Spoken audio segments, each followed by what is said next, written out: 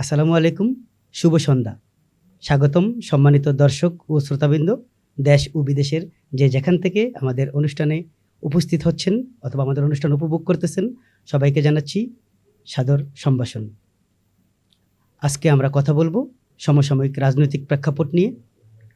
ত্রয়োদশ জাতীয় সংসদ নির্বাচন, আসন্ন স্থানীয় সরকার নির্বাচন, নারী সংসদ সদস্য নির্বাচন, বিএনপি বা সরকার দলীয় জোটের সাথে বিরোধী দলীয় জোট বা জামাত ইসলাম ও এনসিপি জোটের টানাপোড়েন ইত্যাদি সমসাময়িক বিভিন্ন বিষয় নিয়ে কথা বলার জন্য আমরা আজকে সরকারি দল বিএনপির জোট থেকে একজন এবং বিরোধী দল জামাত ইসলামের জোট থেকে একজন অতিথিকে আমাদের স্টুডিওতে স্বাগতম জানিয়েছি। আমাদের সাথে আজকে আলোচনা করার জন্য স্টুডিওতে উপস্থিত হয়েছেন ইঞ্জিনিয়ার মারদিয়া মমতাজ, সদস্য বাংলাদেশ জামায়াত ইসলামী। উনি একাধারে একজন শিক্ষক, একজন গবেষক এবং একজন রাজনৈতিক বিশ্লেষক।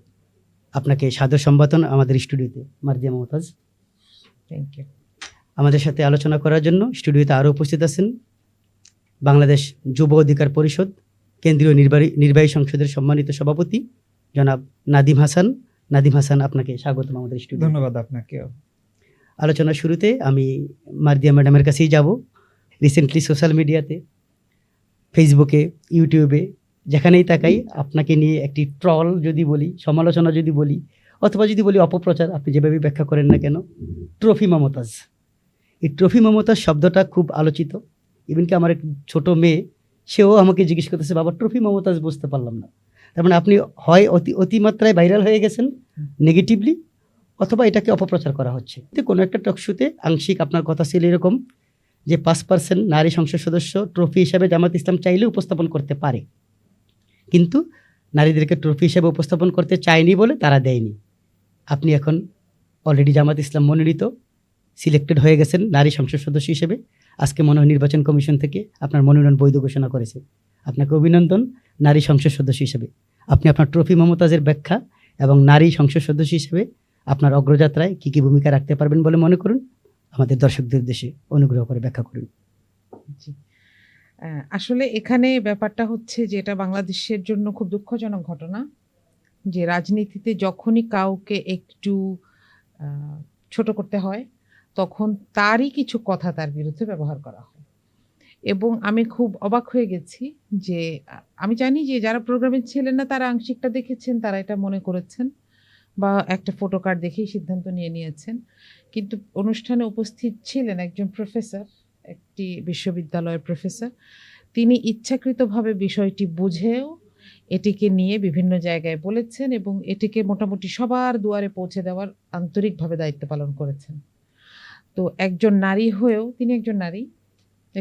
হয়েও আমার সাথে তার যে আচরণ, এটা আমি বলবো যে তিনি কিছুতেই নারীর যে সম্মান বা এজেন্সি সেটার প্রতি সম্মান দেখাতে পারেননি। আসলে কথাটা ছিল কীরকম যে একজন নারী যখন সংসদে আসেন কিংবা সংসদে না এসেও সংসদে একজন সংসদ সদস্যকে আনার জন্য কাজ করেন, নারীর ক্ষমতায়নের একটা প্যারামিটার হচ্ছে রাজনৈতিক ক্ষমতায়ন। তো সেই জায়গাটায় যখন নারী কাজ করেন তার একটা পলিটিক্যাল চিন্তাভাবনা থাকবে, প্রথম ধাপ। দ্বিতীয় ধাপ হচ্ছে তিনি একটি পলিটিক্যাল দলের পক্ষে কথা বলতে পারবেন। তৃতীয় হচ্ছে তিনি নিজে জনপ্রতিনিধি হিসেবে কোথাও ভূমিকা রাখতে পারবেন। তো এই ধাপগুলো যদি আমি অনুসরণ করি তাহলে আমার দরকার হচ্ছে যে আমি তৃণমূল থেকে নারীকে রাজনৈতিক ওরিয়েন্টেশন এবং জানা বোঝার মাধ্যমে, বোঝাপড়ার মাধ্যমে তাকে উঠিয়ে নিয়ে আসব। কিন্তু এখনকার আপনি যদি দেখেন যে বিএনপি নির্বাচনের আগে আমরা দেখেছি যে কয়টি আসনে নারী মনোনয়ন দিয়েছে তাদের নিজস্ব পলিটিক্যাল হিস্ট্রি নাই তাদের অধিকাংশেরই, বরং তারা হচ্ছে ওই যে কারো কন্যা, কারো স্ত্রী, কারো বোন। কিন্তু তিনি নিজে পলিটিক্যাল কাজে ইনভলভড ছিলেন, তৃণমূল থেকে এসেছেন, মানুষ তাকে পলিটিক্যালি আইডেন্টিফাই করতে পারে এবং তার কাজগুলো, পরিকল্পনাগুলো আপনি জানেন যে নির্বাচন কমিশনে যখন দেয় তখন সেখানে লিখতে হয় যে আমি আমার জনগণের জন্য এই কাজগুলো করব। তাহলে যার এই অভিজ্ঞতাটি নেই, যিনি এভাবে উঠে আসেন নাই, তাকে এটা নিশ্চয়ই কারো থেকে ধার করে লিখতে হয়, তার দল থেকে কেউ একজন লিখে দেয়। এই জায়গাটাকে আমি বলেছি এই যে আর্টিফিশিয়ালি একটা লিডারশিপ তৈরি করার জায়গাটা, যেটা আসলে নারী কোটার উদ্দেশ্য নয়, কিংবা এই যে আমরা 5% বলি কিংবা সংরক্ষিত আসন বলি, সেটার উদ্দেশ্য তো এটা ছিল না কখনো। সুতরাং এই জায়গাটাকে আমি বলেছি যে যারা এই প্রসেসে আসছেন পারিবারিকভাবে, তাদেরকে আমি বলেছি যে এটা জাস্ট একটা সাজিয়ে রাখার মতন একটা জিনিস হতে পারে, কিন্তু এইটা দিয়ে আমরা নারীর জন্য যে রাজনৈতিক ক্ষমতায়নের মুক্তির পথ দেখছি সেটা অর্জন করা সম্ভব না। তো এটাতে আসলে একটি খণ্ডিত বক্তব্য প্রচারিত হয়েছে এবং এটাকে খুবই উদ্দেশ্যমূলকভাবে, এবং আপনি দেখবেন গত 2-3 দিন ধরে আমার ছবি নিয়ে বিভিন্ন রকম সোশ্যাল মিডিয়াতে AI এর ব্যাপক মাধ্যমে, আলোচনা। জি, তো এটা আসলে আমার জন্য নতুন কিছু না, আমরা দেখেই আসছি, রাজনীতি এগুলো করলে রাজনীতিবিদদের লম্বা এটা সময় ধরে দেখে নরমাল আসছি। বিষয়। কিন্তু একটা চমৎকার বিষয় হচ্ছে যে সবসময় তো বলা হয় যে বটফোর্স শুধু একটা দল চালায়, তো আমরা তো এটা সবসময় এক্সপেরিয়েন্স করেছি। এখন এটার প্রকাশ্য সবার কাছে পরিষ্কার যে আসলে এই যে কিছু সস্তা মানুষকে হায়ার করা কিংবা কিছু সস্তা মানুষকে প্রভাবিত করা যেন তারা রাজনৈতিক প্রতিপক্ষের বিরুদ্ধে লেগে পড়ে, এটার একটা প্রসেস আসলে সব দলেই আছে, হয়তো সেটা পরিষ্কার। এই জামাত ইসলাম কর্তৃক 8 জন মনোনীত সংসদ সদস্যের একজন আজকে যাচাই বাছাই আপনার মনোনয়ন বৈধ ঘোষণা করা হয়েছে। তো আমরা দেখতে পেলাম জামাত ইসলাম আসলে সংখ্যাগরিষ্ঠতার দিক থেকে যদি চিন্তা করি 13টি আসনের 12টি আসনই সংরক্ষিত নারীদের দিতে পারতেন নিজ দল থেকে। তারা তাদের জোটকে সম্মান করে এনসিপিকে 2টি, খেলাফত মজলিসকে 1টি এবং জাকপাকেও 1টি আসন ছেড়ে দিয়েছেন। জুলাই আন্দোলনে নিহত একজন শহীদের মাকে 1টি আসন ছেড়ে দিয়েছেন।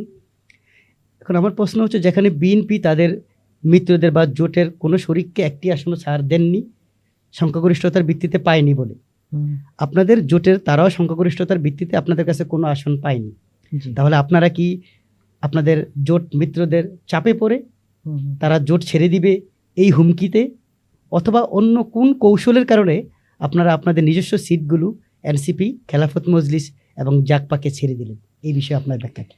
জি, রাজনীতি আসলে এরকমই একটা বিষয় যে এখানে যত বেশি এটাকে বলা যায় যে যত বেশি কোল বড় করা যায় তত বেশি আপনি যত বেশি অ্যাকোমোডেটিভ হতে পারবেন তত বেশি আপনি জনবান্ধব সিদ্ধান্ত নিতে পারবেন।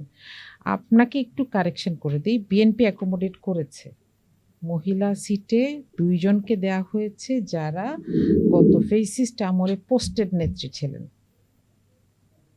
সুতরাং আমার মনে হয় তারা আওয়ামী লীগকে একটু অ্যাকোমোডেট করার চেষ্টা করেছেন, শরিকদেরকে করেছেন কিনা এখন তারা সেটা বুঝবেন। বিএনপি থেকে ব্যাখ্যা অন্যভাবে দিচ্ছে অবশ্য। তিনি বিএনপি পোস্টেড থেকে নেত্রী ছিলেন বন গোপালগঞ্জের এবং পরিবেশ বিষয়ক। গোপালগঞ্জের এবং ব্রাহ্মণবাড়িয়ার কথা আপনি জি, ব্যাখ্যা জি, করবেন। জি, এটার ব্যাখ্যা আছে এবং আমি যত জায়গায় শুনেছি তারা বলেছেন যে তারা একটি বিশেষ নৃগোষ্ঠীর পক্ষ থেকে এসেছেন। তো সেই নৃগোষ্ঠীতে যদি বিএনপির কেউ না থাকে তাহলে তো আমার শুধু প্রতিনিধিত্বের জন্য দরকার ছিল না, কিন্তু আমি যখন একজনকে প্রতিষ্ঠিত করব এবং প্রতিনিধিত্ব করতে দিব যাদের নির্যাতনে তারা নিজেরাই এখানে থাকতে পারে নাই, সেটা ভিন্ন প্রশ্ন। তো জোট 11 দলীয় জোট এটা চিন্তা করেছে যে এই যে একটা বৈচিত্র্য, এই বৈচিত্র্যের মধ্যে আমরা যেন বাংলাদেশের প্রতিটি নারীর মনের কথা ধরতে পারি এবং এখানে এসে বলতে পারি। এখানে আরও একটি বিষয় আছে, নারী আসন শুধু নারীদের কথা বলার জন্য না, একজন সংসদ সদস্য হিসেবে তিনি বাংলাদেশের কিংবা বাংলাদেশের আন্তর্জাতিক সম্পর্কের ওভারঅল ডেভেলপমেন্ট নিয়ে কথা বলতে হবে। তো সেক্ষেত্রে যতগুলো সম্ভব ভ্যারাইটিকে একত্র করা যায় ততই তো আমাদের লাভ। এবং দেখেন শরিক দলগুলোর মধ্যে আপনি বলতে পারেন যে জাগোপার তো কোনো প্রার্থী ছিল না, ক্যান্ডিডেটই ছিলেন না। জি জি, কিন্তু আমরা দেখেছি যে জাগোপা আমাদের পাশে ছিলেন এবং বিভিন্ন সময় অত্যন্ত শক্তভাবে অবস্থান করেছেন, সমর্থন করেছেন।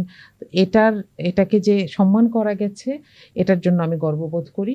এবং আরেকটি কারণে আমি গর্ববোধ করি যে একজন শহীদের মা যখন আমাদের সাথে থাকেন, আমরা গত কয়েকদিন একসাথে ছিলাম বিভিন্ন কাজকর্ম করতে গিয়ে, তো আসলে পরিবেশটাই অন্যরকম হয়ে যায়।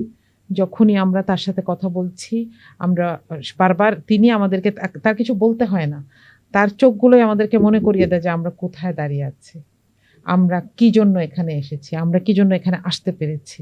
তো আমার মনে হয় যে এটি 11 দলীয় জোটের প্রচণ্ড স্মার্ট একটা মুভ ছিল এবং ইনশাআল্লাহ আমরা এটাকে খুব ফাংশনিং অবস্থায় দেখতে পাবো। আপনার ব্যাখ্যা পরিষ্কার, বাট বিএনপি সমমনা জোট থেকে আপনাদের বিরুদ্ধে এরকম কথা প্রচারিত হচ্ছে যে মামুনুল হকের নেতৃত্বাধীন খেলাফত মজলিসের চাপে পড়ে ওনার বাগ্নিকে আপনারা মনোনয়ন দিয়েছেন। ঠিক তেমনি বাঙ্গার হুমকি এসেছে নাহিদ ইসলামের নেতৃত্বে এনসিপি থেকে, সেই চাপে পড়ে ওনাদের একটি আসনের বিপক্ষে 2টি আসন আপনারা ছাড় দিয়েছেন। অন্যদিকে জাগপার রাশেদ প্রধান সম্প্রতি মাননীয় প্রধানমন্ত্রী তারেক রহমানকে নিয়ে বিদ্রুপাত্মক কথাবার্তা আলোচনা করেছেন। এই বক্তব্যের প্রেক্ষিতে আপনাদের মনে হলো সে কোনো ট্রাম্প কার্ড হতে পারে আপনাদের দলের, সেই প্রেক্ষিতে তার বোনকে আপনারা মনোনয়ন দিয়েছেন। এই কথাগুলো বিএনপি থেকে প্রচারিত হচ্ছে, সে তো সেই হবেই। বিষয়ে জামাত ইসলামের ব্যাখ্যা কি? জি জি না, আমি সংগঠনের ব্যাখ্যা আমি আপনাকে বলতে পারবো না। আপনার নিজস্ব হ্যাঁ, ব্যাখ্যা কি? আমার নিজস্ব ব্যাপার হচ্ছে এটা হবে, এটা বলবেই। কিন্তু আমি আপনার সামনে কি উপস্থাপন করি, আপনার পছন্দ হলে আপনি এটা গ্রহণ করবেন, নইলে করবেন না। কিন্তু আমি ওটা কি দিয়ে রান্না করেছি এটা মনে হয় জিজ্ঞেস করাটা অশোভন হয়ে যায়। এটা রাজনৈতিক ভদ্রতার, যেটা একটা সৌজন্যতা বোধের যে সীমা, সেটাকে অতিক্রম করে যায়। এটা নিয়ে আসলে আমি কথা বলা পছন্দ করব না। ধন্যবাদ ইঞ্জিনিয়ার মার্জিয়া মমতাজ, আপনাকে অসংখ্য ধন্যবাদ। আমরা আলোচনা আসবো আপনার কাছে আবারও। আমরা আলোচনায় ফিরে যাচ্ছি এই মুহূর্তে বাংলাদেশ যুব অধিকার পরিষদ কেন্দ্রীয় পরিষদের সম্মানিত সভাপতি জনাব নাদিম হাসানের কাছে। ত্রয়োদশ জাতীয় সংসদ নির্বাচনের আগে আমরা দেখলাম জামাতের সাথে দর কষাকষি হলো। হ্যাঁ, আপনারা প্রথম দিকে বিএনপি বা তার মিত্রদেরকে অসম্ভব রকমের বক্তব্যতে সমালোচনা করলেন। কিছুদিন পর আবার দেখলাম বিএনপির সাথে আপনারা জোট করে ফেললেন। নুরুল হক নূর নির্বাচনী প্রচারণা গিয়ে বারবার বলার চেষ্টা করলেন উনি পাশ করলেই মন্ত্রী। হ্যাঁ, তাহলে কি আমরা ধরে নিব নুরুল হক নূর আগে থেকেই জানতো ত্রয়োদশ জাতীয় সংসদ নির্বাচন ইঞ্জিনিয়ারিং হবে এবং নুরুল হক নূর এমপি থেকে মন্ত্রী হবে? তাহলে কি আবার নির্বাচন ইঞ্জিনিয়ারিং নির্বাচন ছিল? এই বিষয়ে গণ অধিকারের ব্যাখ্যা কি? আচ্ছা, যারা ইঞ্জিনিয়ারিং এর কথা বলেন তারাও কিন্তু বিরোধী দল হিসেবে বিরাট একটা অংশের সংসদে আছেন। যদি ইঞ্জিনিয়ারিং হয় তাহলে কি তারা কি ইঞ্জিনিয়ারিং এর মাধ্যমে বিরোধী দলে এসেছেন? সেটা কিন্তু না। এবারে নির্বাচনটা আমরা দেখেছি অত্যন্ত সুন্দর, শান্তিপূর্ণ হয়েছে এবং এখানে আমরা শক্তিশালী যেমন সরকার দলীয় জোটকে দেখছি, ঠিক একইভাবে বিরোধী দলীয় জোটকেও কিন্তু আমরা শক্তিশালী হিসেবেই দেখছি। তারা সংখ্যার দিক দিয়েও যেমন শক্তিশালী, তারা ভোকালের দিক দিয়েও অনেক বেশি শক্তিশালী এবং সংসদ কিন্তু প্রাণবন্ত দেখছি। এখন ইঞ্জিনিয়ারিং যে বিষয়টি, সেটি হলো সূক্ষ্ম কারচুপি, অতি সূক্ষ্ম কারচুপি, এগুলো বলতে হয় এটা রাজনীতির পূর্ণ ধারা থেকে তো আমরা বেরোতে পারছি না। তো আপনি যদি দেখেন ইতিপূর্বে যখনই এ ধরনের সংসদ নির্বাচন হয়েছে, বিরোধী দল যখনই দেখেছে তারা পরাজিত হচ্ছে বা তারা বিরোধী দলে যাচ্ছে, তখনই কিন্তু তারা এই ধরনের কথাগুলো বলেছেন। এবারে নির্বাচনে তার ব্যতিক্রম হয়নি, সেরকমই হয়েছেন।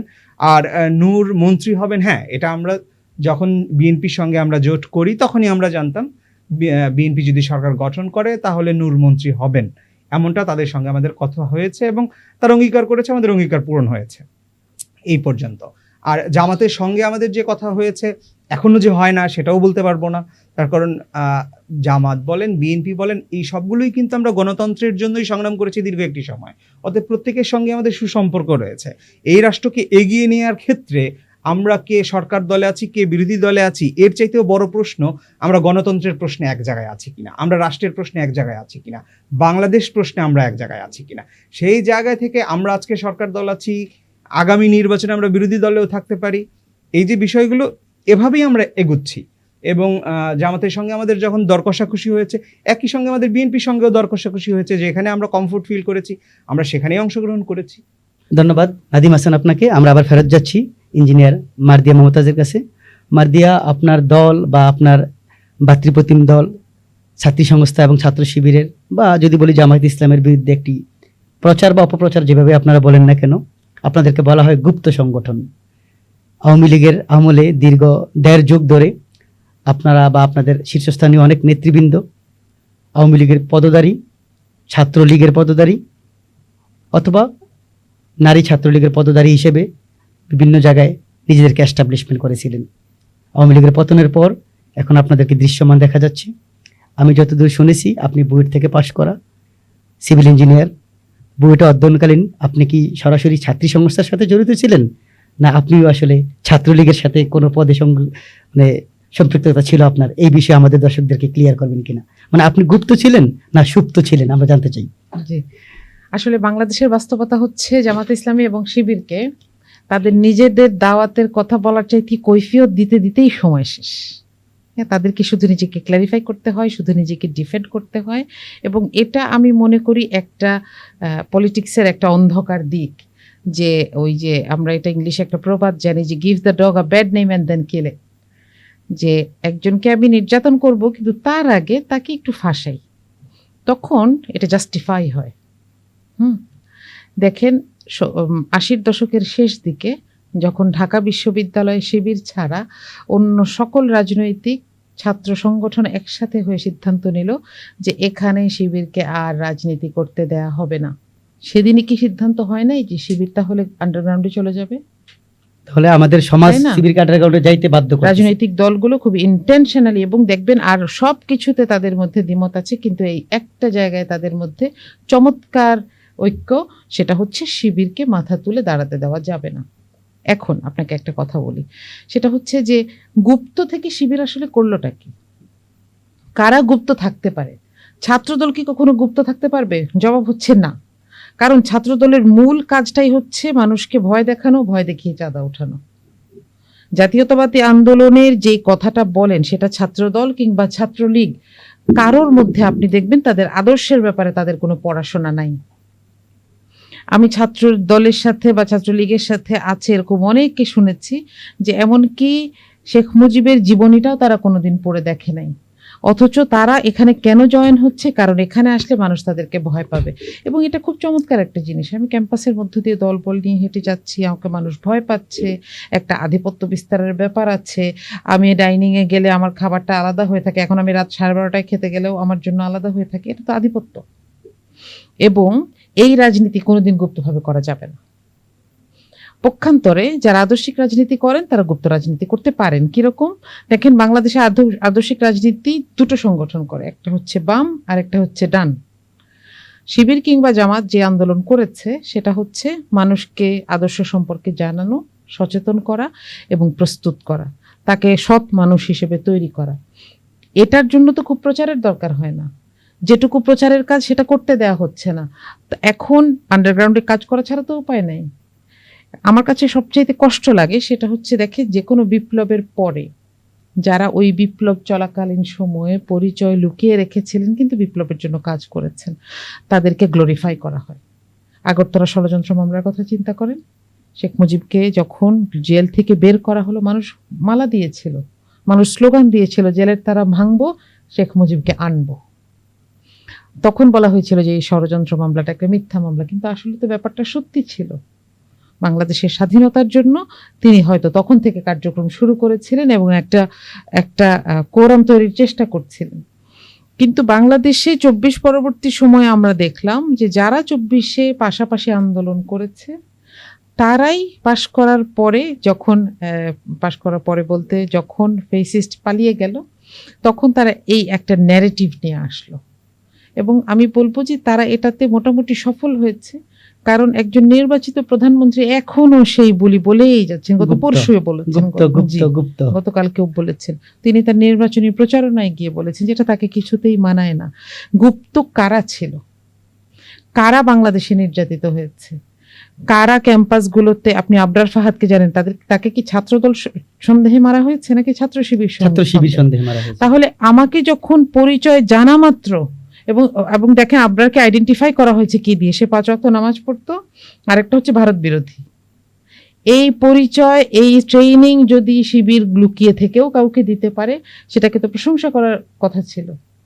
এখন ব্যাপার হচ্ছে, আপনি আরেকটা যেটা প্রশ্ন করলেন যে তাহলে কি তারা লুকিয়ে ছাত্রলীগের কমিটিতে ছিল? আপনি আমাকে ঢাকা ইউনিভার্সিটির একজন স্টুডেন্টকে দেখাবেন যে ক্যাম্পাসে থেকেছে ফার্স্ট ইয়ারে কিন্তু ছাত্রলীগের মিছিলে যায় নাই।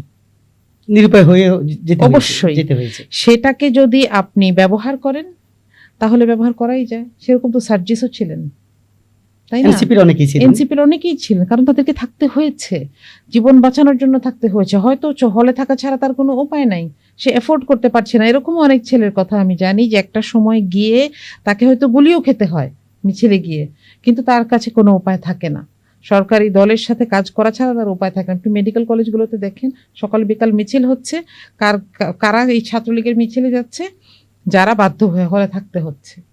তাহলে এই কথা বলে যখন একটা মানুষকে এই অজুহাতে আমি তাকে খোঁটা দেব, তাকে ঠাট্টা করব, এবং সবচেয়ে বড় ব্যাপার হচ্ছে এটাকে আমি রাজনৈতিক আক্রমণের অস্ত্র বানাবো, এই ইনসেনসিটিভিটি আসলে তার অজ্ঞতার পরিচয় দেয়।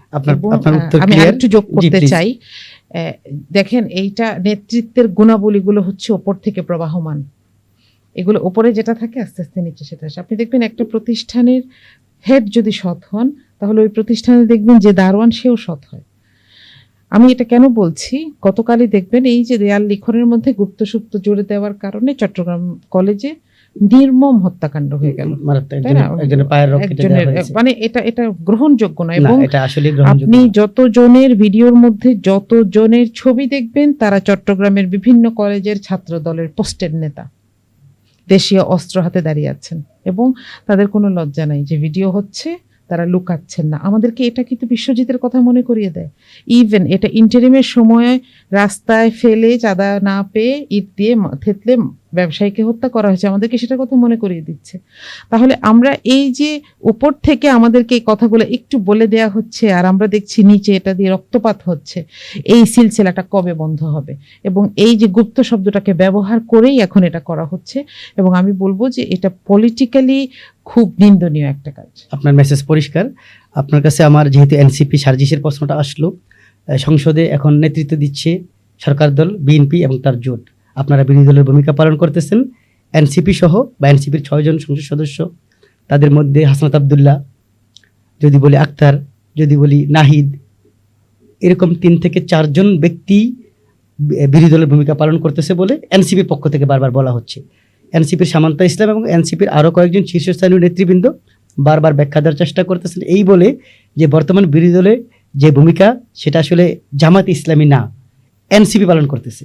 ওকে, এক্ষেত্রে কি মনে হচ্ছে জামাত ইসলামীতে যারা সংসদ সদস্য হিসেবে মনোনীত হয়ে সংসদে আসেন তারা সরকার দলের প্রত্যেকটা কথার, সাংবিধানিক কথার ব্যাখ্যার অপব্যাখ্যা অথবা বিরুদ্ধে ব্যাখ্যা দিতে পারতেছেন না?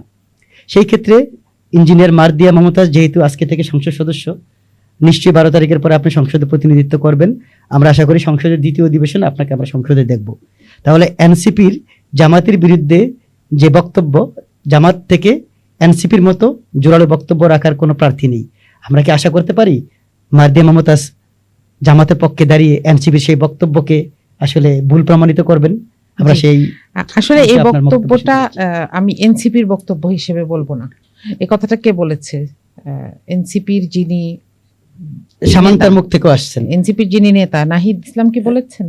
না, নাহিদ ইসলামের কাছ থেকে আমরা শুনি। জি, তাহলে এমন কোন সাইড নেত্রীর কাছ থেকে আমরা শুনতে চাই না, যারা এনসিপি থেকে কিছুদিন পর পর কোনো একটা ইস্যুতে বের হয়ে যান আবার কেমন করে জানি চলে আসেন। এই কেমিস্ট্রিটা আমি জানি না আসলে। তো এই ধরনের কমেন্টগুলো আসলে আমার মনে হয় যারা সংসদেও আছেন এনসিপি তাদেরকে ডিস্টার্ব করে। বিষয়টা হচ্ছে যে এনসিপি 24-এর যেই স্পিরিটটাকে নিয়ে জামাতের সাথে কাজ করেছে এবং একটা পলিটিক্যাল অ্যালাই করেছে, এবং সেটার ফলশ্রুতিতে আমরা এমন কিছু মানুষকে সংসদে দেখছি যাদেরকে 1 বছর আগেও হয়তো 2 বছর আগেও কেউ চিনতই না। জামাত অত্যন্ত যত্নশীলতার সাথে তাদেরকে মানুষের সাথে পরিচয় করার এই প্রসেসটাকে স্থায়ী রূপ দেওয়ার কাজটি করেছে, এবং বিভিন্ন এলাকায় জামাতের সিনিয়র নেতারা এই যে ছোট ছোট ছেলেদের সাথে কিভাবে কাজ করেছে এটা আপনারা দেখেছেন। জি। আমি বেশ কয়েকজন প্রার্থীর সাথে কথা বলেছি, 10 জনের বেশি, এবং প্রত্যেকেই বলছেন যে আমরা তো খালাম্মাদের কাছে কৃতজ্ঞ। একটা বাড়িতে আমরা ঢুকতে পারছি না, ওই বাড়িতে খালাম্মারা 2 বার চলে গেছেন আমরা যাওয়ার আগে। আমরা দলবল নিয়ে ওখানে যেতে যেতে খালাম্মারা 2 বার গিয়ে বলে আসছে। মানে এনসিপির প্রচারণার ক্ষেত্রে জামাত ইসলামের নারী নেতৃত্বের ভূমিকা অবশ্যই অবশ্যই এবং পুরুষরা অগ্রগণ্য, সাহায্য অবশ্যই করেছেন। অগ্রগণ্য। এবং আপনি দেখবেন এনসিপির যতগুলো ক্যাম্প ছিল কারা বসেছিলেন এখানে? নির্বাচনী নির্বাচনী ক্যাম্পে জামাত ইসলামের এটাকে ভূমিকা আমি ইম্পর্টেন্ট। অনুগ্রহ বলবো না, এটা দুইটা কথা। একটা হচ্ছে পলিটিক্যাল অ্যালাই আর একটা হচ্ছে 24-এর প্রতি শ্রদ্ধা। একই কারণে এখনো সংসদে তারা কথা বলছেন এবং জামাত সেটা সুযোগ করে দিচ্ছে। আপনি জানেন যে এটা হুইপের মাধ্যমেই যায়, জি, তাই না? জি। তো এটা তো একটা জোটের সিদ্ধান্ত। এটাকে নিয়ে এরকম নেগেটিভ কথা বলাটা আসলে খুবই হাস্যকর। আমি বলবো যে যারা এই কথাটি বলছেন তারা এনসিপির যে কোনো কারণেই হোক তারা এনসিপিকে বুঝতে পারছেন না। দ্বিতীয় কথাটা হচ্ছে যে জামাতের যে সংসদীয় দলটি যারা নির্বাচিত হয়েছেন সেখানে ইনএফিশিয়েন্ট মানুষ নেই। সেখানে ব্যারিস্টার আছেন এবং সেখানে তৃণমূল থেকে আন্দোলন করে আসা মানুষ আছেন, বহুদিন ধরে কাজ করেছেন এরকম মানুষ আছেন, এবং বাংলাদেশের রাজনীতিকে খুব ক্লোজলি অবজার্ভ করেছেন, বদলানোর জন্য চেষ্টা করেছেন, অ্যারেস্ট হয়েছেন, বের হয়েছেন। আপনি ডক্টর শফিকের কথাই চিন্তা করেন, কিংবা এছাড়াও যারা আছেন, ডক্টর শফিকুল ইসলাম মাসুদ আছেন, তারপরে চট্টগ্রামে শাহজাহান খান আছেন। আসলে আমি বলতে গেলে শেষ হবে না, অনেক নেতা আছে, জি। অসংখ্য তো নেতা আছে। সেক্ষেত্রে আমি বলবো যে তারা এনসিপিকে যদি ব্যাক আপ দিয়ে এই সাহায্যটা করে থাকেন তাদের কাছে আমরা কৃতজ্ঞ যে এই জেনারেশনের ভাষায় আমাদের কাছে আসা কিংবা মানুষের কাছে যাওয়ার যে প্রচেষ্টা, এটা সুন্দর, এটাকে আমাদেরকে পজিটিভলি দেখতেই হবে। সরাসরি শিক্ষক থেকে সংসদ সদস্য আপনাকে ছাড়া বাংলাদেশের ইতিহাসে খুব কম। সরাসরি শিক্ষক থেকে, শিক্ষকতার পরে কিছুদিন রাজনীতি করেছে, শিক্ষকতা ছেড়েছে, তারপর সংসদে গিয়েছে, এমন অসংখ্য নেতা নেত্রী আমরা দেখেছি। মার্দিয়া মমতাজকে আমরা দেখলাম ক্লাস থেকে সরাসরি সংসদে। আমি নিশ্চয়ই যতটুকু জানি আজকে আপনি ক্লাস নিয়েছেন আপনার বিশ্ববিদ্যালয়ে, সেখান থেকে আপনি নির্বাচন কমিশনে গিয়েছেন, যাচাই বাছাই আপনাকে উত্তীর্ণ ঘোষণা করা হয়েছে। আশা করতে পারতেছি আপনি সংসদ সদস্য। বেসরকারি বিশ্ববিদ্যালয়ের প্রতিনিধি হিসেবে বা বিশ্ববিদ্যালয়ের প্রতিনিধি হিসেবে মার্দিয়া মমতাজের কি কোনো ভূমিকা সংসদে থাকবে? বেসরকারি বিশ্ববিদ্যালয়ের শিক্ষকরা তারা সরকারি কোনো সুযোগ সুবিধা পান না, যেটা এমপিভুক্ত শিক্ষক অথবা কলেজের প্রভাষকরা পান। সেই ক্ষেত্রে মার্দিয়া মমতাজ কি আগামী 5 বছর বেসরকারি বিশ্ববিদ্যালয়ের শিক্ষকদের জন্য এমন কোনো অবদান রাখার চেষ্টা করবেন যে ক্ষেত্রে বেসরকারি বিশ্ববিদ্যালয়ের শিক্ষকদের জন্য সরকারি কোনো ভূমিকা অথবা সরকারি কোনো ফান্ড অথবা সরকারি কোনো স্ট্রাকচার দাঁড় করানো সম্ভব হবে? আপনি কি বলবেন? জি, আপনাকে অনেক ধন্যবাদ। আসলেই আপনি বলার পরে আমার মনে হলো যে এই জন্যই আমার এত কষ্ট হচ্ছে আসলে, কারণ আমি যেখানেই যাচ্ছি আমি সেখানেই শুনছি যে আপনাকে এক্সট্রাঅর্ডিনারি রুলিং এর আন্ডারে আসতে হবে, কারণ এটার কোনো এক্সাম্পল নাই। আমি এখনো জানি না যে আমার লিভ কিংবা আমি কিভাবে এটাকে প্রসেস করব, কারণ আমি একটা পার্মানেন্ট জবে আছি। তো এটা একদিকে যেরকম ভালো বিষয়, আরেকদিকে ব্যাপার হচ্ছে আমার নিজের মানে যেই রাস্তাটা শুরু করে তার একটু কষ্ট হয়, তাকে কেটে কেটে আগাতে হয়, তাই না? কেটে কেটে রাস্তাটাকে তৈরি করে করে আগাতে হয়, এবং সেই রাস্তাটা খুব এবড়ো হয়, এটা মসৃণ হয় না। অনেক সময় ধরে মানুষ যখন চলতে থাকে সেই রাস্তাটা মসৃণ হয়। তো আলহামদুলিল্লাহ, আল্লাহ যদি আমাকে এটার জন্য এই কাজের জন্য কবুল করেন, সেখানে আমি আপনাকে আগেই বলছিলাম যে নারী আসনের সংরক্ষিত আসনের এমপিরা শুধু নারী বিষয়ে কথা বলেন না, তারা পূর্ণাঙ্গ সংসদ সদস্যের ভূমিকায় রাখেন। এবং যেহেতু এখানে একটা এক্সপার্টিস হচ্ছে, আমি 8.5 বছর প্রাইভেট ইউনিভার্সিটিতে পড়াচ্ছি, তার আগে ইংলিশ মিডিয়াম স্কুলে পড়িয়েছি। বাংলাদেশের এডুকেশন সিস্টেমের আসলে কিছু কোর জায়গাতে আমি অভিজ্ঞতা পেয়েছি, কাজ করেছি, এবং বিশেষ করে বিভিন্ন ইন্টারন্যাশনাল অর্গানাইজেশনের সাথে আমি এখনো একটা ট্রেনিং করছি, টার্সারি টিচার্স ট্রেনারদের সাথে। এটা হচ্ছে ট্রেনার তৈরির ট্রেনিং, এটা আমার ইউনিভার্সিটিতেই হচ্ছে। তো এই সবগুলো মিলিয়ে আসলে বৈশ্বিক স্ট্যান্ডার্ডের সাথে আমাদের স্ট্যান্ডার্ড আসলে পার্থক্যটা কি, এটা নিয়ে আমি দীর্ঘদিন ধরে কাজ করেছি। আমাদের একটা ছোট্ট প্রজেক্ট আছে, education training and consultants, etc. এটার মাধ্যমে আমরা টিচার্স ট্রেনিংগুলো অ্যারেঞ্জ করে থাকি। তো মোদ্দা কথাটা হচ্ছে যে এখানে আসলে কাজ করার আছে অনেক, কিন্তু আপনি জানেন যে একে হচ্ছে বিরোধী দল, তার উপর সংরক্ষিত নারী আসন, হ্যাঁ, সবকিছু মিলে আমরা কতটুকু সুযোগ পাবো আমি যেহেতু অভিজ্ঞ নই, আমি এখনো জানি না। কিন্তু আপনাকে এই রিমাইন্ডারটা, বা আপনাকে যারা এই রিমাইন্ডার দিয়েছেন তাদেরকে আমি আন্তরিক কৃতজ্ঞতা জানাচ্ছি যে সত্যিকার অর্থেই এখানে যে কাজগুলো করার আছে আমি এই সুযোগগুলো তৈরির চেষ্টা করব। সুযোগ আসলে কাজ করবো, এটার জন্য বসে থাকবো না ইনশাআল্লাহ। আর অবশ্যই এডুকেশন সেক্টরে, আসলে এডুকেশন সেক্টরটা এমন, দেখেন মালয়েশিয়া বলেন, সিঙ্গাপুর বলেন, ভিয়েতনাম বলেন, এরা আমাদের কাছাকাছি সময়ে কাজ শুরু করে কোথায় চলে এসেছে, তাই না? তো আমাদেরকে আসলে এই জায়গাটাতে যাওয়ার জন্য আমাদের কিছু ইনডেপথ কাজ করা দরকার। এখন শিক্ষামন্ত্রী যে কাজগুলো করছেন সেগুলো এক ধরনের কাজ, আরেকটা হচ্ছে ইনডেপথ কাজ, প্যাডাগজিক্যাল কাজ, কারিকুলাম নিয়ে কাজ করা, কিংবা কারিকুলাম নিয়ে কাজ যারা করবেন তাদেরকে তৈরি করা। আর সাথে সাথে আপনি যে কথাটা বলছেন এটা খুবই দুঃখজনক আসলে। দেখেন যে ইংলিশ মিডিয়াম স্কুল এবং প্রাইভেট ইউনিভার্সিটি তারা স্বায়ত্তশাসিত হওয়ার কারণে, কিংবা সরকারি শিক্ষা বোর্ডের কোনো, বিশেষ করে আমি বলবো যে ইংলিশ মিডিয়াম স্কুলের কিন্তু কোনো রেগুলেটরি বডি নাই, এবং এখানে যে ধরনের প্রহসন চলে সেটার শিকার হচ্ছে আমাদের অভিভাবকরা। অনেকে আছেন কম পয়সা নিয়ে ভালো সার্ভিস দিচ্ছেন, তাদের যেরকম রেকগনিশন নাই, উল্টোটাও আছে যে আকাশ ছোঁয়া ফিজ নিচ্ছেন কিন্তু সেটার কোনো সার্ভিস নাই, কিন্তু আর কোনো অপশন নাই দেখে গার্ডিয়ানরা হয়তো আর কোথাও যেতে পারছেন না। ইউনিভার্সিটিতে যেটা হচ্ছে ইউজিসি আছেন, কিন্তু ইউজিসির রুলগুলোকেও কিন্তু স্বায়ত্তশাসিত হওয়ার কারণে ইউনিভার্সিটি নিজেদের মতন মডিফিকেশন করে থাকে, এবং এখানে যারা ভেতর থেকে জানেন এখানে অনেক ধরনের কাজ করার জায়গা এখনো আছে। জি। তো এখানে আমাদের কাজ করার চেষ্টা থাকবে ইনশাআল্লাহ। নাদিম হাসান, আপনার কাছে আমার আবারও প্রশ্ন। আপনাদের জোট সরকারি দলের জোট, হুম। বিগত 2 মাস যাবৎ সরকার পরিচালনা করতেছে। সরকারের অনেক সুনাম এবং দুর্নাম দুটি আমরা দেখতে পাচ্ছি।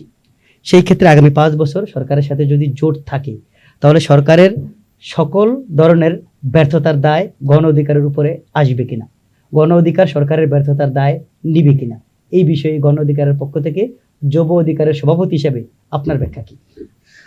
আমাদেরকে ভাবতে হবে যে এখানে নুরুল হক নূর তিনি গণ অধিকার পরিষদের এমপি, পার্লামেন্টের তিনি কিন্তু গণ অধিকার পরিষদের সদস্য, তিনি বিএনপির সদস্য নন।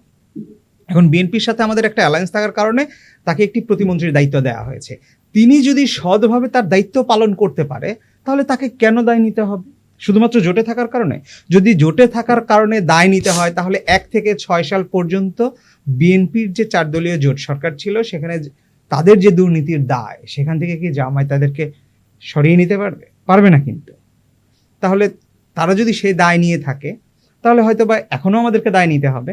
তবে আমার মনে হয় যে এখানে সবচেয়ে বড় ব্যাপার হলো যে প্রবাসী কল্যাণ এবং কর্মসংস্থান মন্ত্রণালয় হিসেবে বা একজন প্রতিমন্ত্রী হিসেবে নূর এখানে কতটা সততার সঙ্গে কাজ করতে পারছেন, সেটি সবচেয়ে গুরুত্বপূর্ণ বিষয়।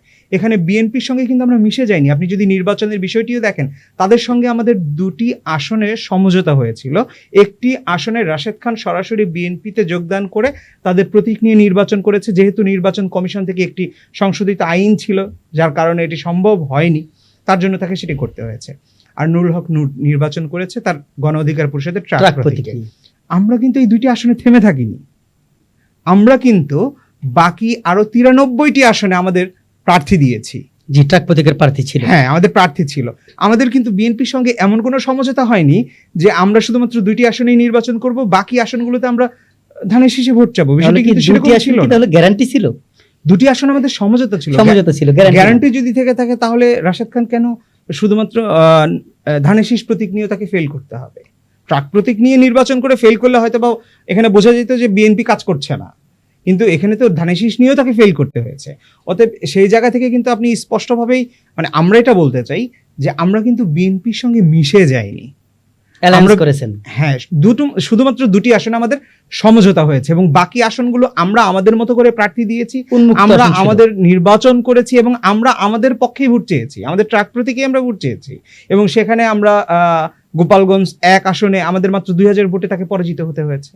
সেক্ষেত্রে আমি যতদূর জানি কুমিল্লা 4 দেবীর দ্বারা আবার বিএনপির প্রার্থীরা আপনাদের গণ অধিকারের ট্রাকের জন্য ভোট চেয়েছে। হ্যাঁ, যেহেতু তাদের সেখানে প্রার্থী ছিল না, সেখানেও আমাদের এই অ্যালায়েন্সটা ছিল। তাহলে এই যে বিষয়গুলো, আমরা কিন্তু বিএনপির সাথে মিশে যাইনি। সেটা হলো, দেখুন এখানে নুরুল হক নূর প্রতিমন্ত্রী হিসেবে তার দায়িত্ব পালন করছেন সরকারে। অপরদিকে আপনি যদি খুব নিকট অতীতে দেখেন, ছাত্র অধিকার পরিষদ থেকে কিন্তু কিছুদিন আগেই একটি কর্মসূচি দেওয়া হয়েছে যে জুলাই সনদ বাস্তবায়নের জন্য আমরা কথা বলছি। আমরা এই যে সরকারের যে বিভিন্ন ধরনের, যদি সরকার কোনো জায়গায় ভুল করে, যেমন এই যে তেলের ম্যানেজমেন্ট নিয়ে সরকার যে ব্যর্থতা, নিশ্চয়ই এটার দায় আমরা নিব না। এটা আমরাও বিরোধিতা করছি, এবং এই যে আপনার এই অনুষ্ঠানেই কিন্তু আমি বলছি, এই যে আমরা সরকারের বিরোধিতা করব, আমরা সরকারের ভুল কাজগুলোকে ভুলই বলবো, ঠিক কাজগুলোকে ঠিকই বলবো। আমরা শুধুমাত্র একটা অ্যালায়েন্স হয়েছে এর জন্য যে আমরা তাদের সঙ্গে মিশে গেছি, তাদের হায়ের সঙ্গে হ্যাঁ বলতে হবে, নায়ের সঙ্গে না বলতে হবে, বিষয়টি এরকম না। ধন্যবাদ আপনাকে। আমরা অনুষ্ঠানের একদম শেষ পর্যায়ে চলে আসছি। সুপ্রিয় দর্শক ও শ্রোতাবৃন্দ, দেশ ও বিদেশের যে যেখান থেকে লিডিং নিউজ সমসাময়িক প্রেক্ষাপট আজমির রিভিউতে আসেন, আপনাদেরকে স্বাগতম জানাচ্ছি আমাদের অনুষ্ঠানে। আবার দেখা হবে আগামী সপ্তাহে। আমরা অনুষ্ঠানের শেষ পর্যায়ে ইঞ্জিনিয়ার মার্দিয়া মমতাজের কাছে যাব। মার্দিয়া মমতাজ, রাজনীতিতে শেষ বলতে কিচ্ছু নেই। আগামী 2031 সালে 14th জাতীয় সংসদ নির্বাচন। 14th জাতীয় সংসদ নির্বাচনে আগে জামায়াত, এনসিপি বা 11 দলীয় যে জোট, সেই জোটকে অক্ষুণ্ণ থাকার কোনো সম্ভাবনা আছে? এক, যদি বিএনপির উদারতার কারণে, ভুল সিদ্ধান্তের কারণে অথবা আদালতের নির্দেশে 2031 সালে আওয়ামী লীগ নির্বাচন করার সুযোগ পায়, সেই ক্ষেত্রে জামাত কি একক নির্বাচন করবে, না বর্তমান 11 দলীয় জোট নিয়ে নির্বাচন করবে, নাকি আওয়ামী লীগের বিপক্ষে বিএনপির সাথে আবার জোট করার সম্ভাবনা আছে, অথবা বিএনপির বিরুদ্ধে গিয়ে আওয়ামী লীগের সাথে জোট করারও কি কোনো সম্ভাবনা রাজনীতিতে দেখা যেতে পারে বলে আপনি মনে করেন? জি, আপনাকে ধন্যবাদ। আসলে এখানে ব্যাপার হচ্ছে কি হবে কেউ জানে না, সোজা কথা। আর আপনি একটা কথা বললেন, রাজনীতিতে শেষ কথা বলতে কিছু নেই, এটাও একটা বাস্তবতা। এখন যেটা হয় আসলে সেটা হচ্ছে যে একটা সময় দেখেন 96-এ যখন রাজপথে জামাত এবং আওয়ামী লীগ পাশাপাশি ছিল, বেগম খালেদা জিয়া তখন সরকারে, এবং সেই সময়ে দেখবেন যে তত্ত্বাবধায়ক সরকারের রাতারাতি এই বিলটি পাশ করা হয় এবং এরপরে তাকে পদত্যাগ করতে হয়। এবং এর মধ্যে আরেকটি ছোট্ট একটি মানে গ্রহণ অযোগ্য নির্বাচন হয়েছিল। তো ওই সময়টাতে এটা আসলে কি হয় রাজনীতিতে, যখন একটা বড় সংকট আসে, এটার পক্ষে তো কেউ না কেউ থাকে, আর বিপক্ষে যারা থাকে তারা একত্র হয়। এখন এরকম সংকট, কোনো সাংবিধানিক সংকট যদি সামনে আসে, কিংবা এমন কোনো সংকট যেটা দেশের মানুষের জন্য ঝুঁকিপূর্ণ, এবং দেশের মানুষের জন্য যেটা আমরা 24-এ দেখেছি যে অত্যন্ত নির্যাতনের মুখোমুখি হয়ে, এবং এটা বলা যায় যে একদম পাপের শেষ পর্যায়ে পূর্ণ হয়ে গিয়েছিল। এটা শুধু মানুষের উপর নির্যাতন না, দুর্নীতি বলেন, আন্তর্জাতিক সম্পর্ক বলেন, নতজানু পররাষ্ট্রনীতি বলেন, সবগুলো জায়গা দিয়ে বাংলাদেশকে এমন একটা কিনারে এসে দাঁড় করিয়ে দিয়েছিল এই সরকারটি, যে আর শুধু একটি টোকা যেন অপেক্ষা করতে হচ্ছিল যে পড়ে যাবে, খাদে পড়ে যাবে। বাংলাদেশের সরাসরি সার্বভৌমত্ব ঝুঁকির মধ্যে ছিল, এবং আমি মনে করি যে এই জায়গাটা থেকে আমরা উঠে আসতে সময় লাগবে, আমরা এখনো রিকভার করতে পারি নাই। তো সেক্ষেত্রে এই জায়গাগুলোকে সামনে রেখে দল আসলে বড় কথা না, বড় কথা হচ্ছে আমরা কি উদ্দেশ্যে চাচ্ছি, এখানে কাজ করতে চাচ্ছি। জামাতে ইসলামী সবসময় এটা চেয়েছে, এবং বাংলাদেশের সার্বভৌমত্ব বজায় থাকুক, এবং এটার জন্য জনগণকে সাথে নিয়েই কাজ করতে চেয়েছে। চোরাগুপ্তা হামলা কিংবা অবৈধভাবে ক্ষমতা দখলের মাধ্যমে রাজনৈতিক সংস্কৃতিকে পরিবর্তনের চেষ্টা এটা কখনো করে নাই। এবং আপনি দেখেছেন যে এবার এটা আমার খুব মানে অদ্ভুত লাগে যে যখন নির্বাচনের ফলাফল মেনে নেওয়া হতো না, আমরা যে রাজনীতি দেখেছি, বলা হতো যে সূক্ষ্ম কারচুপি হয়েছে, এরপর এক সময় বলা হলো স্থূল কারচুপি হয়েছে, তাই না? অনেক ধরনের কথা হচ্ছে যে হেরে গেলেই বলা হতো যে কারচুপি। তো সেখানে যখন এবার ডক্টর শফিক বললেন যে আমরা মেনে নিয়েছি, তখন বলা হলো তিনি দুর্বল মানুষ, তাই না? তাহলে আমাদের মনে হয় ওই ধরনের মানুষই পছন্দ, যে আমাকে নির্যাতন করবে আবার আমি তাকে ভালোবাসবো। এটা এক ধরনের স্টকহোম সিনড্রোম, যে আমাকে যে নির্যাতন করেছে, আমাকে যে কিডন্যাপ করেছে, আমি তার প্রেমে পড়ে গিয়েছি। হ্যাঁ, এই জায়গাটা থেকে আমাদের রাজনীতির সংস্কৃতির এই রিফ্লেকশনটা থেকে আমাদের জনগণকে বের করে নিয়ে আসতে হবে। মূল উদ্দেশ্যটা এটা, বাংলাদেশের সার্বভৌমত্ব, বাংলাদেশের স্বকীয়তা এবং আভ্যন্তরীণ শান্তি শৃঙ্খলা এবং অর্থনৈতিক উন্নয়ন। এই জায়গায় যাওয়ার জন্য এখন যদি এরকম হয় যে একজন আমাকে সাহায্য করছে, তার হাত ধরতে তো অসুবিধা নাই। দেখেন বিএনপি কি এই কাজটি করেনি? যেই বিএনপি রাস্তায় দাঁড়িয়ে আন্দোলন করেছে যে কেন জনাব খলিলুর রহমান ইন্টারিম গভর্নমেন্টে কাজ করছেন, তাকেই বিএনপি মোটামুটি সম্মান দিয়েই একটা অত্যন্ত গুরুত্বপূর্ণ এবং স্পর্শকাতর জায়গায় রেখেছেন। হ্যাঁ, তাহলে দেখেন রাজনীতিতে সবকিছু বাইরে হয় না, কিছু কিছু বিয়ন্ড স্ক্রিন হয়। তো এখানে আমরা কেউই কিছু জানি না, কিন্তু একটা জায়গায় নিজের আদর্শের জায়গায় জামাত স্থির থাকতে চায় যে বাংলাদেশের প্রশ্নে আর কোনো দ্বিমত নাই। ধন্যবাদ ইঞ্জিনিয়ার মার্জিয়া। এখন আমরা আবার শেষ পর্যায়ে শেষ প্রশ্ন করার জন্য নাদিম হাসানের কাছে যাচ্ছি। একই প্রশ্ন নাদিম হাসান আপনার কাছে আমরা করতে চাচ্ছি, যেহেতু রাজনীতিতে শেষ বলতে কিছু নেই, রাজনীতিতে শেষ বক্তব্য বলতে কিছু নেই। যদি 2041 সালের নির্বাচনে আওয়ামী লীগ নির্বাচন করার সুযোগ পায়, সেটা আদালতের নির্দেশে হোক, বিএনপির দূরদর্শিতা বা অদূরদর্শিতার কারণেই হোক, সেক্ষেত্রে গণ অধিকার পরিষদ কি বিএনপির সাথেই জোটে থাকবে, অথবা আওয়ামী লীগের সাথেও জোট করার কোনো সম্ভাবনা কি গণ অধিকার পরিষদের আছে, অথবা গণ অধিকার পরিষদ এবং জামাতের কি জোট হওয়ার কোনো সম্ভাবনা আছে? এই বিষয়ে গণ অধিকারের কোনো পরিকল্পনা এই মুহূর্তে আছে কিনা? আচ্ছা, রাজনীতিতে কোনো সম্ভাবনাকেই উড়িয়ে দেওয়া যায় না। আজকে আমরা বিএনপিকে হয়তো বা জামাত সম্পর্কে অনেক কথা বলতে শুনি, কিন্তু একসঙ্গে তারা অনেক সংসারই করেছেন। আজকে হয়তো বা তারা অনেক কথাই বলছেন। ভবিষ্যতে যে আওয়ামী লীগের সাথেও বিএনপির জোট হবে না, বা জামায়াতের জোট হবে না, বা এনসিপিরও জোট হবে না, সেটা কিন্তু বলা যাচ্ছে না।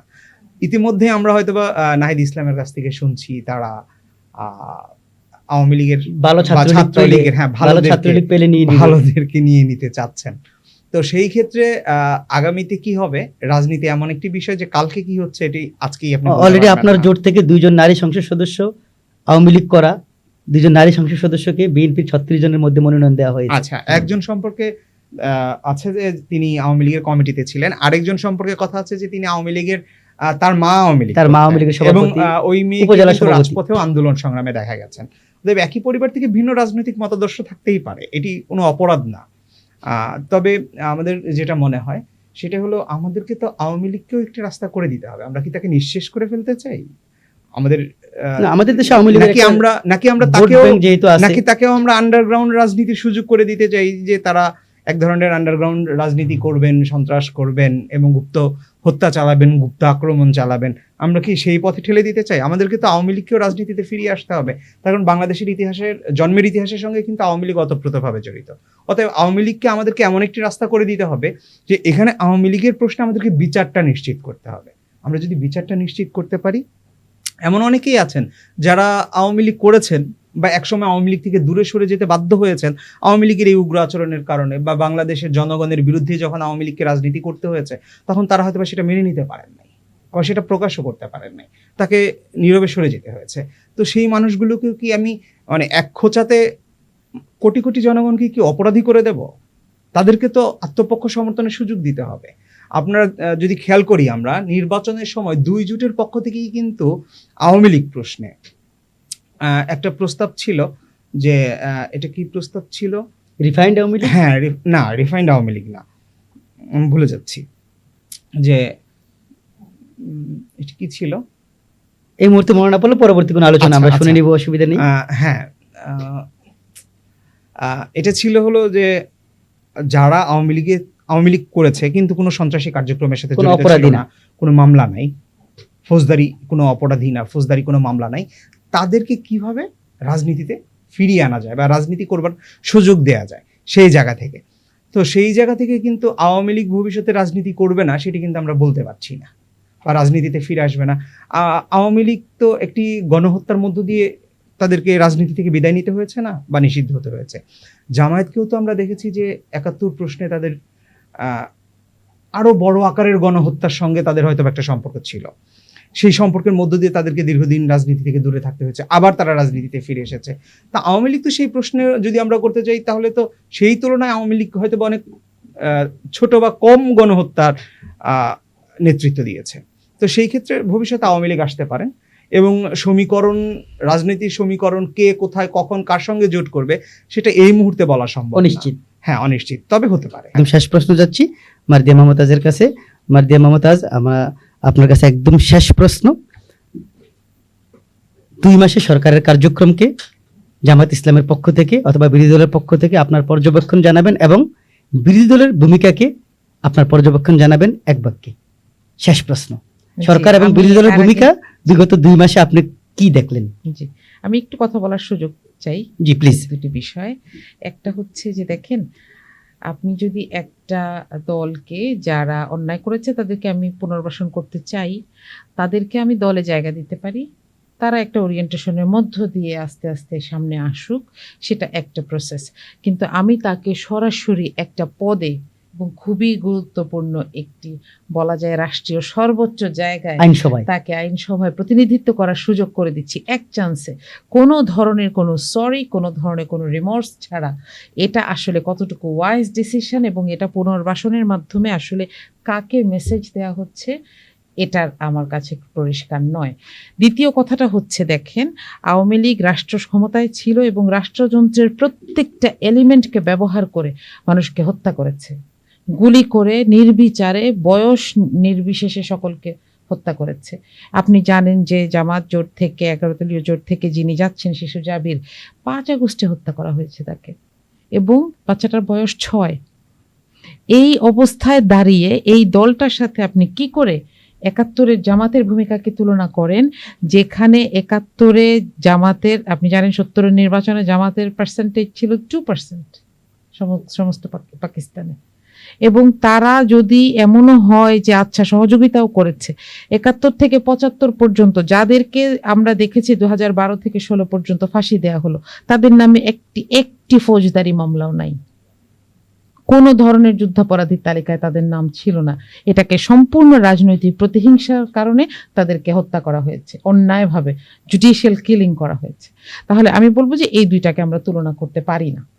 আর আপনি যেটা প্রশ্ন করেছেন যে সরকারকে আমরা কত দিব বা মার্ক চাইনি, বলছি মূল্যায়ন কি 2 টিচার মাসের? তো আমার 2 মাথায় মাসের পার্সেন্টেজ ক্ষেত্রে, আসে, রাইট, হ্যাঁ। আপনি শিক্ষক মানুষ, জি। জি প্লিজ। এখন এখানে একটা সত্যি কথা হচ্ছে যে আমাদের এই সরকারকে নিয়ে আসলে অনেক আশা, হ্যাঁ। এবং আপনি যদি আমাকে জিজ্ঞেস করেন ব্যক্তিগতভাবে, আমি জনাব তারেক রহমানের যে বক্তব্যগুলো নিয়ে ট্রল হয় কোনোটা দেখি না, আমার দেখতে ভালো লাগে না। I want to see him winning the race, till 5 কারণ ইয়ার্স। যেভাবেই হোক, কারণ এটা তো বাংলাদেশ। তিনি তো শুধু বিএনপির নেতা না, তিনি তো এখন বাংলাদেশের প্রধানমন্ত্রী। বাংলাদেশের প্রধানমন্ত্রী। আমি তাকে জিতে যাচ্ছেন এটা দেখতে চাই, কিন্তু আমি কষ্ট পাই আবার যখন আমি দেখি যে গণপরিষদের গঠনের যে খুবই অপরিহার্য যে কাজটি ছিল সেটি না করে বিভিন্ন রকম আইনের মার পেঁচে সেটাকে ভুলিয়ে দেওয়ার চেষ্টা করা হচ্ছে। জুলাই সনদ বাস্তবায়ন না করে। এবং আজ আমি যখন দেখতে পাই যে প্রতি 4 দিনে একজন করে অ্যারেস্ট হচ্ছেন বাক স্বাধীনতার চর্চা করার কারণে, এবং যারা একটা ট্রল করছেন তাদেরকে দেখেন, একটা হচ্ছে নিন্দনীয় অপরাধ, আরেকটা হচ্ছে শাস্তিযোগ্য অপরাধ, দুটোর মধ্যে পার্থক্য বুঝতে হবে। প্রতি তার 4 দিনে একজন অ্যারেস্ট হচ্ছেন, একজনকে 2 দিন পরে জানানো হয়েছে যে তাকে তুলে নিয়ে যাওয়া হয়েছে, স্বীকার করা হয়েছে, কিন্তু তাকে নিয়ে আমি কোথায় মামলা করব আমি কিন্তু জানি না, আমার কাছে কোনো আইন নাই। এবং এই মামলাগুলো কিভাবে হয়েছে? যৌন নির্যাতনের মামলা হয়েছে। একজন কার্টুন দিয়ে আরেকজনকে যৌন নির্যাতন করে, তাই না? তাহলে এই জায়গাগুলোতে আমরা সরকারকে যখন দেখি যে এইটা একটা এফিশিয়েন্ট ডিসিশন হচ্ছে না, তখন আমরা কষ্ট পাই। এবং আমি অবশ্যই আশাবাদী, আমি চাই বাংলাদেশ জিতে যাক, আমি চাই বাংলাদেশ এক ন্যায়ের যেই জায়গাটা থেকে অনেক অনেক দূর সরে আসছে সেই জায়গাটাতে পুনঃপ্রতিষ্ঠিত হোক, এবং এখানে বিরোধী দল বলেন, সরকার বলেন, নাগরিক বলেন, যেভাবে ভূমিকা রাখতে হবে আমরা চাই যে সরকার আমাদেরকে বলুক, এবং আমরা সেখানে সহযোগিতা করার জন্য 100% প্রস্তুত। ধন্যবাদ ইঞ্জিনিয়ার মার্দিয়া মমতাজ, ধন্যবাদ জনাব নাদিম হাসান, আপনাদের দুজনকে লিডিং নিউজের পক্ষ থেকে সমসাময়িক প্রেক্ষাপট আজমির রিভিউতে। আবার দেখা হবে আগামী সপ্তাহে নতুন কোনো অতিথির সাথে, নতুন কোনো তথ্য নিয়ে। সেই পর্যন্ত সবাই ভালো থাকবেন, সুস্থ থাকবেন এবং নিরাপদ থাকবেন। আমাদের আজকের আলোচনা নিয়ে আপনার যে কোনো মূল্যবান মতামত, আলোচনা, সমালোচনা জানাবেন কমেন্ট বক্সে।